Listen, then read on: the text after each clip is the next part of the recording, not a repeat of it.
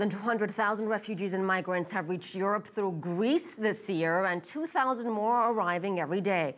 As CCTV's Filio Kontrafouri reports from Athens, the government is warning it needs more help from the European Union.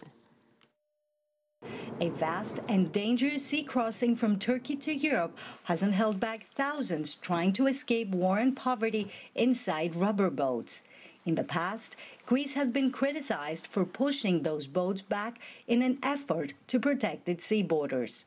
Officials say they are now committed to respecting the rights of those who qualify as refugees. The numbers say that 80 to 83% are refugees. As you understand, you cannot tell on water in the boat that you are in the 83%. You may come ashore.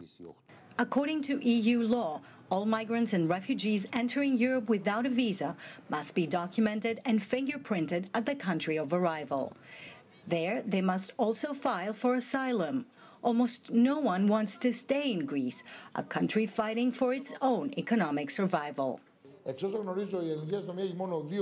Greek police only have 2 fingerprinting machines in Lesbos. How can they accommodate all these people? They should have at least 50. Even if you bring 40 police officers to register people, because we cannot help during registration, it has to be the police. If they don't have the machines, now they register people by hand.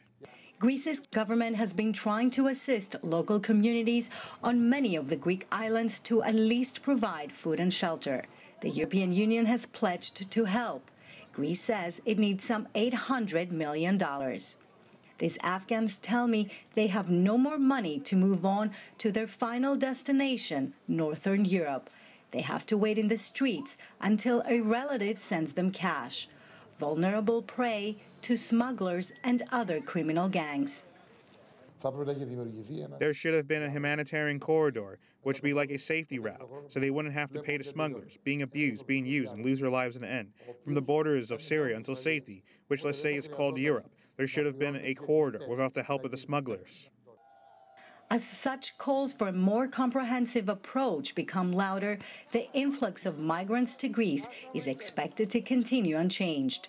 Officials say putting in place improved infrastructure to house refugees, however, and a streamlined process for their registration is the best that can be done for now in the face of an ever-growing humanitarian crisis.